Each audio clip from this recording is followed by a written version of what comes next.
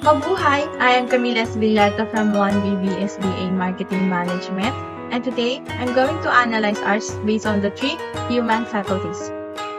The artwork that I chose is called Crisis in Humanity by Benedicto Cabrera in 2017. I'm going to analyze this artwork based on the level of the senses, level of the will, and lastly the level of the mind. Let's begin with the level of our senses. In this artwork, there are colors, lines, and shape. These lines, color, and shape represent people and event. In this artwork, I can only see black and white. In lines, I can see curved lines and loops. In the shapes, I can see geometric and organic shapes. These visual elements represent people or faces of the people. An event, which represent humanitarian crisis, which is a singular event or a series of events that are threatening in terms of health, safety, or well-being of a community or a large group of people. The artwork feels dark and gloomy when the visual sense is constrained. It sends the feeling of dread and disorganization. The artist's sense of line stroke is definite. He used harsh line as well as dark color, particularly heavy monochromatic, to convey a certain mood, and those are, as I mentioned earlier, dark, gloomy, and a very high level of disarray.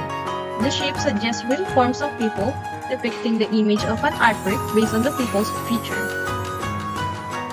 Going into the level of the will, this artwork emotion as suggested with the facial expression of the people and by their hand gestures, it appears that this artwork suggests unheard, helpless, threatened, and injustices. Artist's level of will is high in depicting this image. He made enough representation to showcase the truth behind the life of the people living below the high society. Lastly, the level of the mind. The artwork intellectual concept revolved the artist's choice of color, forms, and stroke. The entire structure of the artwork confirms that it is about the surviving society where the less fortunate battle at the end of their life only to be dragged down by others who are also trying to survive the hostile world. People represent people themselves. They represent the marginalized sector living in this society. They have been succumbed by poverty, hunger, and lack of quality of governance.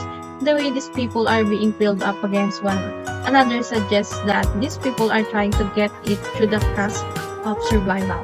Their life is always about competition for available resources such as food, education, job, and most especially money, because there are too little opportunities that are offered to them, unlike the mid-income and the high-income generating families. Once again, I am Camila Esbilata from 1BBSBA Marketing. Thank you for listening.